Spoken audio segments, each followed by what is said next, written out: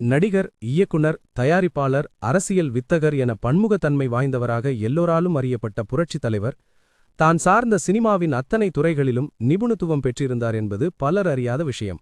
ஒளிப்பதிவு, ஒப்பனை, உடை அலங்காரம் உள்ளிட்ட துறைகளுடன் படத்தொகுப்பு, எடிட் செய்யும் ஆற்றலும் கற்றவராக இருந்தார். இதற்கு ஒரு உதாரணம். எம்ஜிஆர் இயக்கிய உலகம் சுற்றும் வாலிபன் படத்தின் பிரதான சண்டை காட்சிகளில் ஒன்று புத்தர் கோயிலில் எம்ஜிஆரும் நம்பியாரும் ஆக்ரோஷமாக மோதிக்கொள்ளும் காட்சி. சத்யா ஸ்டுடியோவில் அரங்கம் அமைத்து இந்த காட்சி எடுக்கப்பட்டது.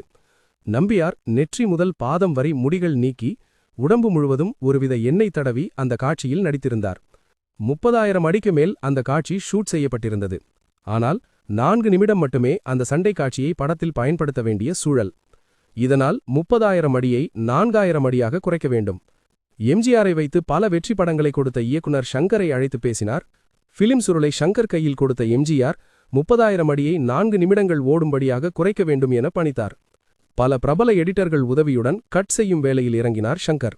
அவர்களால் 25,000 அடி கொண்ட சண்டை காட்சியாக மட்டுமே குறைக்க முடிந்தது. இதற்காக அவர்கள் பல நாட்கள் எடுத்துக்கொண்டார்கள். அதற்கு மேல் அவர்களால் கட் செய்ய முடியவில்லை. எம்ஜிஆரை சந்தித்த ஷங்கர், நாங்கள் எவ்வளவோ முயன்றும் 5,000 அடியை மட்டுமே குறைக்க முடிந்தது, நீங்கள் சொன்னவாறு குறைக்க இயலவில்லை என தயங்கி சொல்லி பிலிம் சுருளை கொடுத்தார்.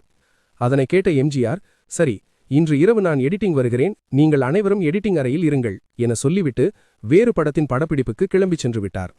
இரவில் ஷூட்டிங் முடிந்ததும் வீட்டுக்கு கூட போகாமல் நேராக எடிட்டிங் நடைபெறும் ஸ்டுடியோவுக்கு வந்துவிட்டார்.